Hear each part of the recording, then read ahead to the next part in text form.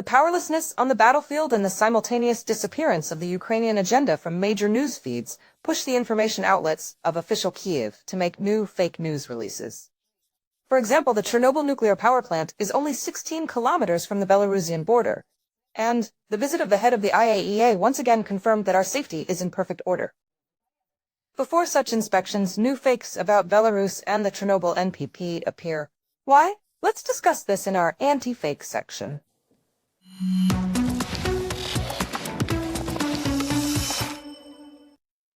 Media reports about attempts to seize the Chernobyl plant to stage, for example, a terrorist attack, have been circulating online since 2022. This fake is one of the first information operations of the Ukrainian SIPSO. Firstly, the topic is sensational. Secondly, these scare stories help justify all the new Western weapons, all the new waves of escalation, and the bloody conflict.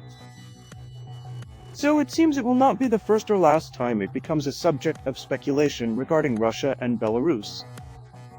This was discussed the day before by the head of state during a conversation with the head of the IAEA, Rafael Grossi. Recently, our Ukrainian comrades and friends in the media have been devoting a lot of time and space to the Chernobyl nuclear power plant. They convey this information to you that we, allegedly, Lukashenko, want to seize the Chernobyl plant. I still can't understand, even if it's fake, what's behind it. Why would Lukashenko need the Chernobyl plant? We've already suffered enough from what happened. After the explosion of this nuclear plant, which, note, we did not build, we did not maintain, and we did not blow up. And the main disaster fell on a quarter of our territory. And we are still dealing with the consequences of the Chernobyl disaster. So I assure you completely this is utter nonsense, which even surprised me. We couldn't imagine in our worst nightmare that we would have to seize the Chernobyl plant and then be responsible for it. There is no such need from Belarus, and, believe me, from Russia either.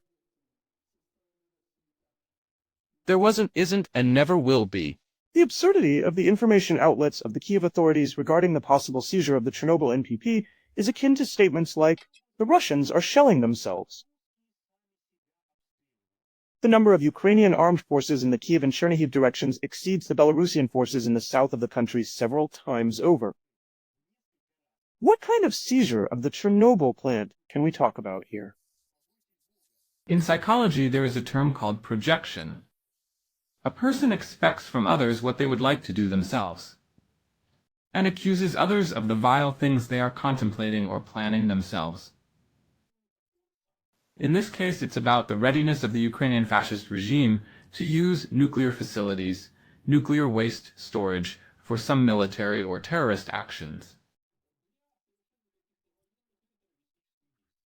We understand that the attack on Russia's Kursk region aimed to capture the Kursk NPP for subsequent nuclear blackmail of Russia. It's no secret that, again, nuclear waste near the Chernobyl NPP was attempted to be used to create components for a dirty bomb, to be used in southern Ukraine in 2022. Only after the Russian Ministry of Defense appealed to the US and UK general staffs was this provocation stopped and cancelled. Ukraine most likely is still looking for ways to escalate the conflict.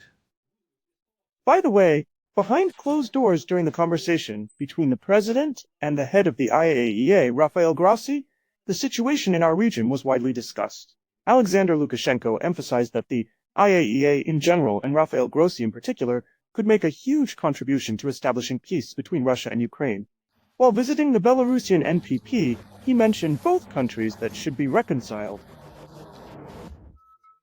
From the very beginning of the Russia-Ukraine conflict, we have been involved in its resolution. Currently, IAEA security experts are at the Zaporizhzhia NPP, as well as throughout Ukraine, including the Chernobyl zone, which is not far from here. We maintain constant communication with both countries, and this is very important since we are talking about military actions.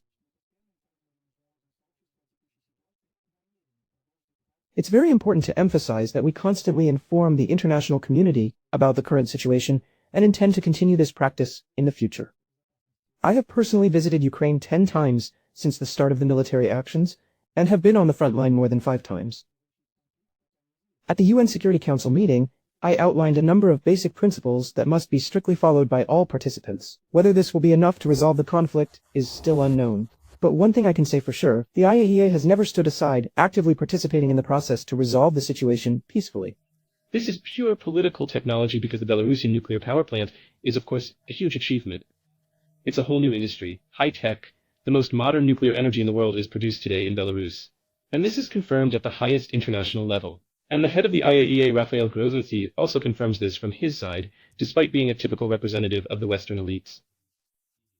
So here it's like a triumph at the highest level, and to overshadow it, some absurdity is thrown in.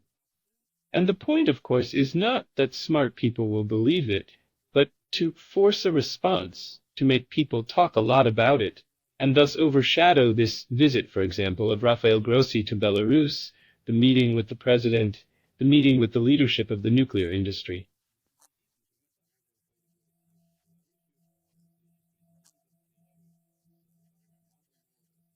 That's the only point. Bare political technology.